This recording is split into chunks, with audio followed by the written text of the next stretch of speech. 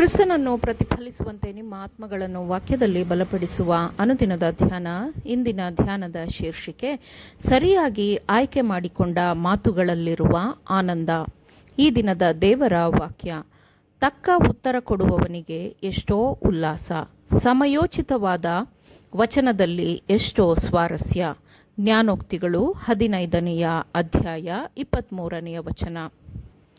ಸಮಯೋಚಿತವಾದ ವಚನದಲ್ಲಿ ಎಷ್ಟೋ ಸ್ವಾರಸ್ಯ ಎಂದು ಜ್ಞಾನಿಯು ಹೇಳುತ್ತಾನೆ. ವೈಯಕ್ತಿಕವಾದ ಶ್ರಮದ ಕೊರತೆಯಿಂದಾಗಿ ಆತ್ಮಗಳು ನಾಶವಾಗುತ್ತಿವೆ. ದೇವರಿಗೆ ತಮ್ಮನ್ನು ತಾವು ಅನುದಿನವೂ ಒಪ್ಪಿಸಿಕೊಡುವವರು ಧರ್ಮದ ಪ್ರಕಾಶಮಾನವಾದ ಉಲ್ಲಾಸ ತುಂಬಿದ ಭಾಗವನ್ನು ಪ್ರತಿನಿಧಿಸುತ್ತಾರೆ. ದುಃಖಕರವಾಗಿ ಕಾಣುವ ಶೋಧನೆಗಳಿಂದ ಉಂಟಾಗುವ ದುಃಖಕರವಾದ ವಿಷಯಗಳ ಸಲುವಾಗಿ ನಾವು ನಮ್ಮ ಕರ್ತನನ್ನು ಅವಮಾನಿಸಬಾರದು. ಶಿಕ್ಷಣ ಹೊಂದುವವರಾಗಿ ಎಲ್ಲ ಶೋಧನೆಗಳನ್ನು ಸ್ವೀಕರಿಸಿದಾಗ ಅದು ಸಂತೋಷವನ್ನು ಉಂಟುಮಾಡುತ್ತದೆ. ಇಡೀ ಧಾರ್ಮಿಕ ಜೀವನವು ಉನ್ನತೀಕರಿಸುವ, ಉನ್ನತಿಗೇರಿಸುವ, ಉತ್ಕೃಷ್ಟಗೊಳಿಸುವ ಒಳ್ಳೆಯ ಮಾತುಗಳು ಮತ್ತು ಕಾರ್ಯಗಳಿಂದ ಪರಿಮಳಯುಕ್ತವಾಗಿರುತ್ತದೆ. ಪ್ರತಿಯೊಂದು ಆತ್ಮವು ವಿಮೋಚಕನಾದ ರಕ್ಷಕನ ಶಕ್ತಿಯಲ್ಲಿ ಜಯಗಳಿಸಬೇಕು ಎಂದು ದೇವರು ಬಯಸುತ್ತಾನೆ. ಯೆಹೋವನ ನಾಮಕ್ಕೆ ಯೋಗ್ಯವಾದ ಘನವನ್ನು ಸಲ್ಲಿಸಿರಿ. ಪರಿಶುದ್ಧತ್ವವೆಂಬ ಭೂಷಣದೊಡನೆ ಯೆಹೋವನಿಗೆ ಅಡ್ಡಬೀಳಿರಿ. ಓ ಕರ್ತನ ಪರಿಶುದ್ಧರೇ, ಆತನನ್ನು ಕೀರ್ತಿಸಿರಿ. ಆತನ ಪರಿಶುದ್ಧತ್ವವನ್ನು ಜ್ಞಾಪಕ ಮಾಡಿ ಕೊಂಡಾಡಿರಿ ಎಂದು ಕೀರ್ತನೆಗಾರನು ಹೇಳುತ್ತಾನೆ. ನಮ್ಮ ಪರಲೋಕ ತಂದೆಯು ನಮಗೆ ದಯಪಾಲಿಸಿರುವ ಕೃಪೆಯ ಆಶೀರ್ವಾದಗಳಲ್ಲಿ ಅನಂತವಾದ ಪ್ರೀತಿಯ ಅಸಂಖ್ಯಾತ ಸಾಕ್ಷಿಗಳನ್ನು ನಾವು ಗ್ರಹಿಸಿಕೊಳ್ಳಬಹುದು. ಮತ್ತು ತನ್ನ ದಾರಿ ತಪ್ಪಿದ ಮಗುವಿನ ಬಗ್ಗೆ ತಾಯಿಯು ತೋರುವ ಸಹಾನುಭೂತಿಯನ್ನು ಮೀರುವ ಕೋಮಲವಾದ ಕರುಣೆಯನ್ನು ನಾವು ದೇವರ ಪ್ರೀತಿಯಲ್ಲಿ ಕಾಣಬಹುದು.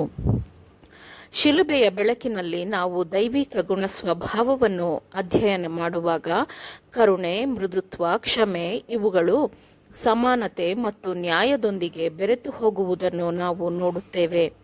ದೇವರ ಮಕ್ಕಳೆಂಬ ಹೆಸರನ್ನು ನಮಗೆ ಕೊಡುವುದರಲ್ಲಿ ತಂದೆಯು ಎಂಥ ಪ್ರೀತಿಯನ್ನು ನಮ್ಮ ಮೇಲೆ ಇಟ್ಟಿದ್ದಾನೆ ನೋಡಿರಿ ಎಂದು ವಾಕ್ಯವು ಹೇಳುತ್ತದೆ.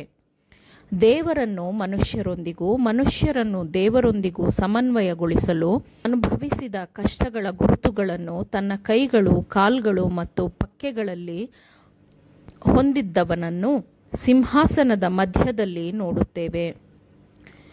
ಅನಂತನಾದ ಸಹಿಸಲಾರದ ಬೆಳಕಿನಲ್ಲಿ ನೆಲೆಸಿರುವ, ಆದರೂ ತನ್ನ ಮಗನ ಅರ್ಹತೆಯ ಮೂಲಕ ನಮ್ಮನ್ನು ಸ್ವೀಕರಿಸುವ ಆತನ ಅನಂತವಾದ ಕೃಪೆಯು ನಮಗೆ ಪರಲೋಕದ ತಂದೆಯನ್ನೇ ಪ್ರಕಟಪಡಿಸುತ್ತದೆ.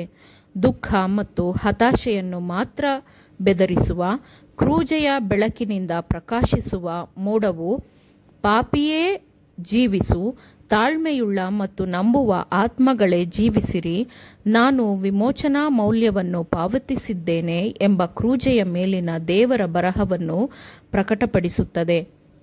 ನಾವು ಕ್ರೂಜೆಯ ಸುತ್ತಲೂ ಒಟ್ಟುಗೂಡಬೇಕು. ಕ್ರಿಸ್ತನು ಮತ್ತು ಶಿಲುಬೆಗೇರಿದ ಕ್ರಿಸ್ತನು ಮಾತ್ರ ನಮ್ಮ ಚಿಂತನೆಯ ವಿಷಯವಾಗಿರಬೇಕು, ನಮ್ಮ ಸಂಭಾಷಣೆಯ ವಿಷಯವಾಗಿರಬೇಕು, ನಮ್ಮ ಸಂತೋಷದ ಭಾವನೆಯ ವಿಷಯವಾಗಿರಬೇಕು. ನಾವು ದೇವರಿಂದ ಹೊಂದಿಕೊಳ್ಳುವ ಎಲ್ಲವನ್ನು ನಮ್ಮ ಹೃದಯದಲ್ಲಿ ಹಸಿರಾಗಿರಿಸಲು, ನಮ್ಮ ಕೃತಜ್ಞತೆಯನ್ನು ವ್ಯಕ್ತಪಡಿಸಲು, ನಮಗಾಗಿ ಶಿಲುಬೆಗೆ ಜಡಿಯಲ್ಪಟ್ಟವನಿಗೆ ಎಲ್ಲವನ್ನು ಒಪ್ಪಿಸಲು ನಾವು ವಿಶೇಷವಾದ ಸ್ತುತಿಯ ಸೇವೆಯನ್ನು ಮಾಡಬೇಕು. ಕಾನಾನಿನ ಭಾಷೆಯನ್ನು ಮಾತನಾಡಲು, ಚೀಯೋನಿನ ಹಾಡುಗಳನ್ನು ಹಾಡಲು ನಾವು ಕಲಿಯಬೇಕು. ಕ್ರೂಜೆಯ ಅದ್ಭುತ ಮತ್ತು ಮಹಿಮೆಯಲ್ಲಿ ಮಾನವನ ಮೌಲ್ಯವನ್ನು ನಾವು ಅಳೆಯಬಹುದು. ಆಗ ನಮ್ಮ ಜೊತೆ ಮನುಷ್ಯರಿಗೆ ಕೆಲಸ ಮಾಡುವ ಜೊತೆ ಮನುಷ್ಯರು ದೇವರ ಸಿಂಹಾಸನದ ಪಕ್ಕಕ್ಕೆ ಉನ್ನತಿಗೊಳ್ಳಲಿ ಎಂಬ ಮುಖ್ಯವಾದ ಅಗತ್ಯತೆಯನ್ನು ನಾವು ಕಾಣಬಹುದು ಮತ್ತು ಅನುಭವಿಸಬಹುದು. ಆಮೇನ್. ದೇವರ ವಾಕ್ಯಗಳನ್ನು ಶ್ರದ್ಧೆಯಿಂದ ಆಲಿಸುವವರು ಮಾತ್ರವೇ ಆಗಿರದೆ ಪಾಲಿಸುವವರೂ ಆಗಬೇಕೆಂದು ನಿಮ್ಮನ್ನು ಉತ್ತೇಜಿಸುತ್ತೇನೆ. ಪರಿಶುದ್ಧಾತ್ಮನ ಸಹಾಯದಿಂದ ಆಲಿಸಿದ ನಿಮ್ಮೆಲ್ಲರಿಗೂ ಧನ್ಯವಾದಗಳು. ಮತ್ತೆ ದೈನಂದಿನ ಧ್ಯಾನಕ್ಕಾಗಿ ನಾಳೆ ಸಂಧಿಸೋಣ. ಆಮೇನ್.